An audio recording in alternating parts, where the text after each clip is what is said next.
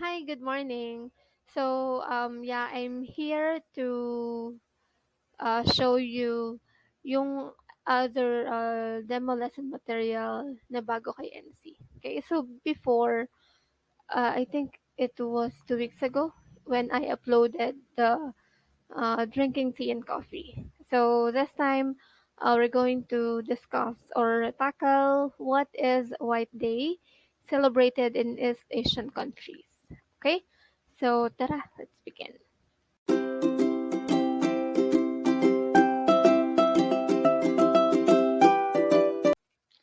Okay, so let's start discussing this textbook. What is White Day celebrated in East Asian countries?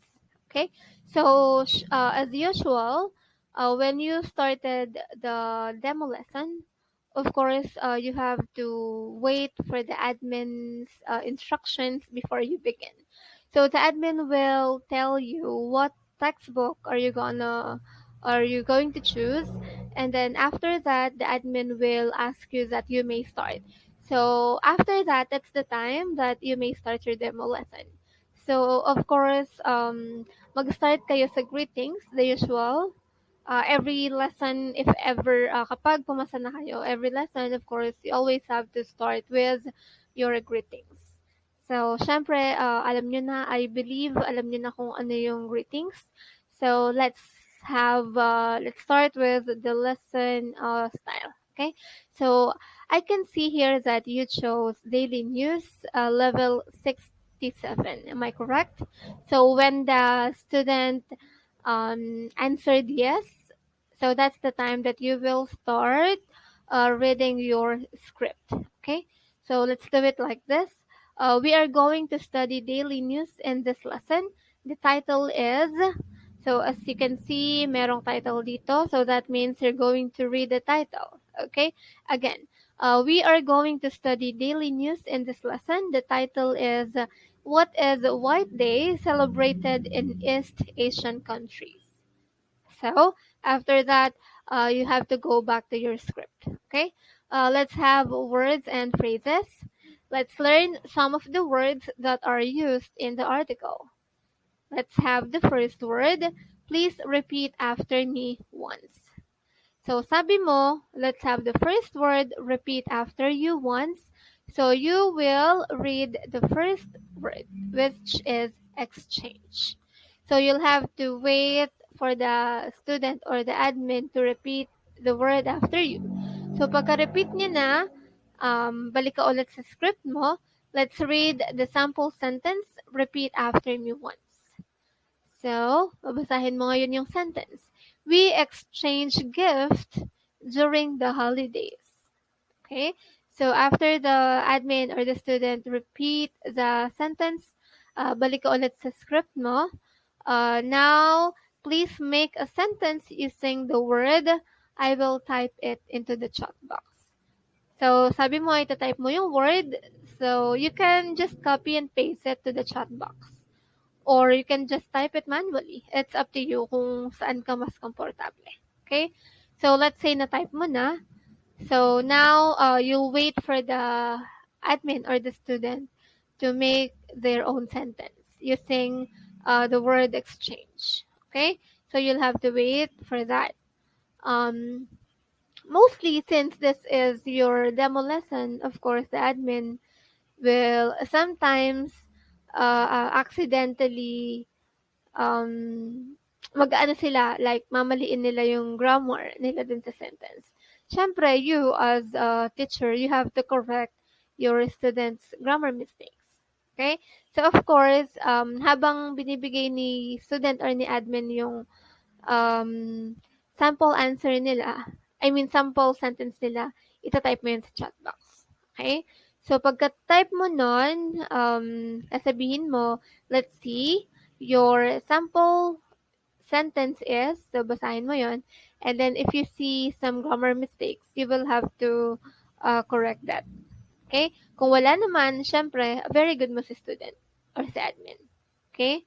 And then after that, let's have the second word. Balik ka ulit sa script, no? Okay. So let's have the second word. So, nasaan ang second word? So, here, ideally, di ba? So, you will say, let's have the second word. Please repeat after me once. So, again, you'll read the word ideally, and then you'll wait for the student or for the admin to repeat it after you. After that, go back to the script. Let's read the sample sentence. Repeat after me once. So you're going to read the sample sentence and then wait for the admin or the student to repeat after you once. Okay? So after that, please make a sentence. So just the same as for the first word. And then up until to the last word yun. Same routine lang. Hanggang matapos kayo din sa last word. Okay? So let's say that you are done with all the words and phrases. So you will ask, great, did you have any questions? Okay? Always remember every end of each section you will ask the admin or the student if they have any questions. Okay? And then for this one, actually words and phrases focuses making students making their own sentence. So all you have to do is to as mentioned, yun nga, i-correct nyo yung grammar mistakes kung meron silang minali. Basically meron yan kasi demo lesson yan. And then you also have to focus on the mispronunciation of the admin. Okay? I'm sure meron silang i-mispronounce dyan. And then they will observe kung mapapansin nyo ba yon if you have active listening and then if i-correct nyo sila. Okay? So, remember that. Okay? After that, if the admin or the student said they don't have any question, so now you will start reading your script from here. Okay, so let's move on to the next part, comprehension. Please look at the direction. Okay, so you will pause, wait for the admin or the student to tell you that they are done checking the direction. So now let's move on to the listening focus. Let's check the questions that you will have to answer later. Please look at the questions as I read them twice. Okay, so you said, please look at the questions as I read them twice. So, babasahin nyo yung questions, yung tatlong questions na to twice. Okay? And then, of course, the student or the admin will wait or listen. But some of the admin, I guess, some of them maybe will skip this part. Hindi nila pwedeng or hindi nila matatapos yung whole textbook actually kasi they have limited time lang. So they will keep on skipping parts or sections. Para matapos yung demo nyo agad. Ganun lang. So for this one, for the comprehension.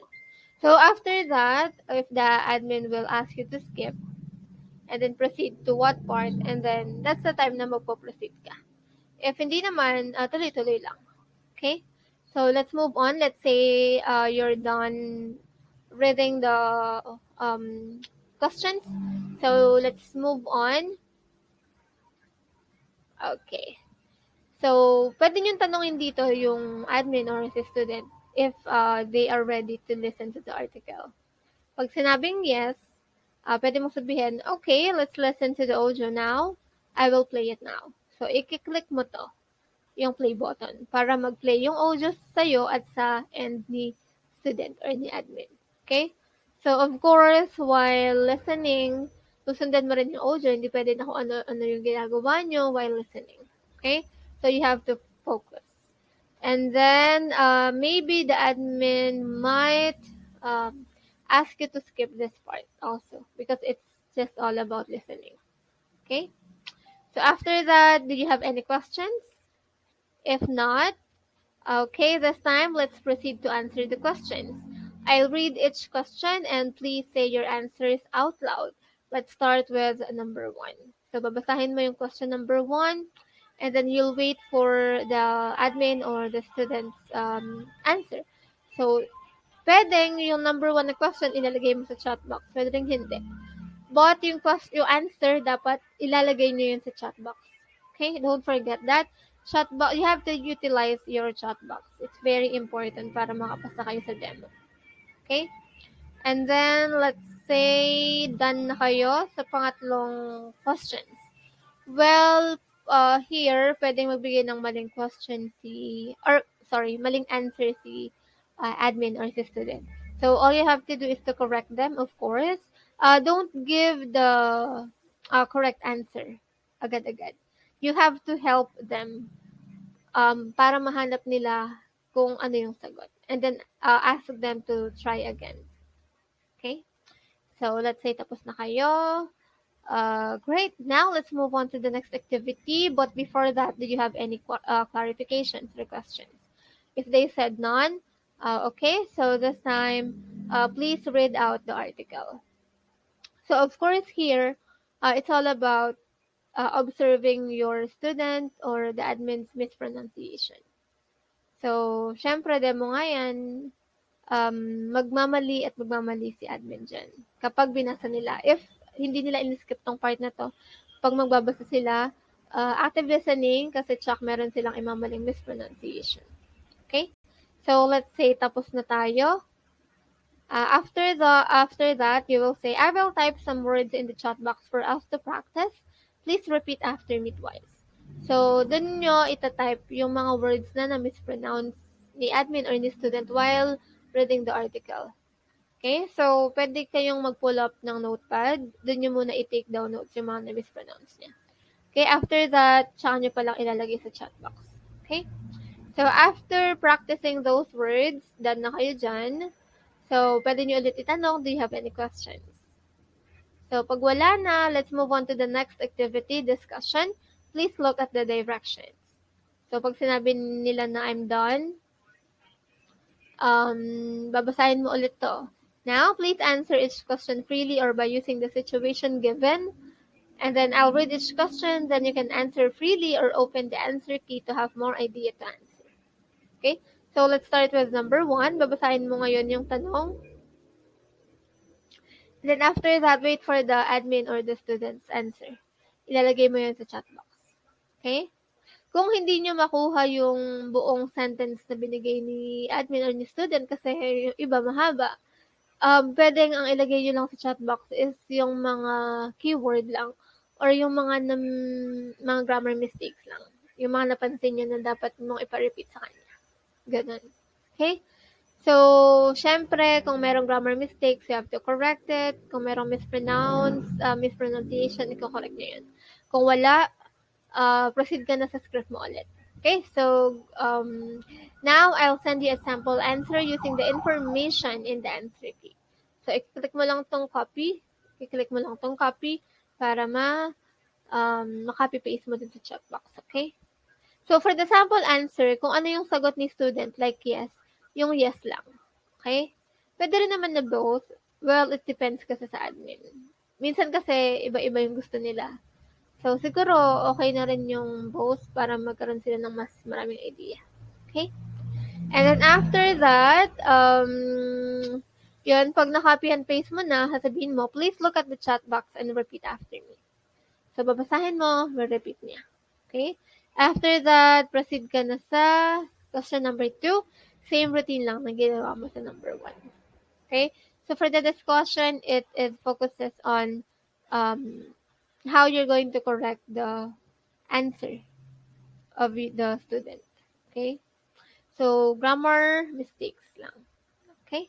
So, after that, review na kayo. So, sa review naman, it's minsan hindi naman umaabot dito. But if you do, so ganito lang siya. Please look at the yellow part. Listen carefully. I'll read it to you now. So 3 new words and phrases in this lesson. 3 difficult to pronounce words. So the teacher will choose, then read it aloud. Repeat each one after your teacher 3 times. So pwede nyo sabihin, let's start with the first new words.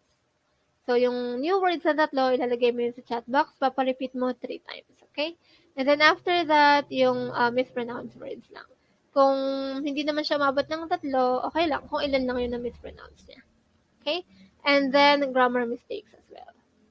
Okay? So, after that, feedback ka na, and then closing. Okay? So, for this daily news, actually, kapag na-follow nyo na or kapag familiar na kayo sa flow ng lesson, even hindi nyo nasundan yung script, pwede na kayo mag-adlib dyan. Pwede na kayo magdagdag, ganon. Pwede na kung hindi nyo sundin yung word by word. So, depende na sa inyo kung paano nyo ituturo. Okay? So, yeah, that's it for White Day. Yan. So, yeah, that's it. Again, that's it for White Day demo lesson material. So, I hope may natutunan kayo or I hope makatulong to para makapasa kayo sa demo nyo. Okay? Because Nativecamp is really a great and a lifetime opportunity for everyone. Okay? So, just a few reminders pag magde-demo na kayo. So, don't forget, energy. Dapat may energy kayo, hindi pwedeng galata-lata. Okay?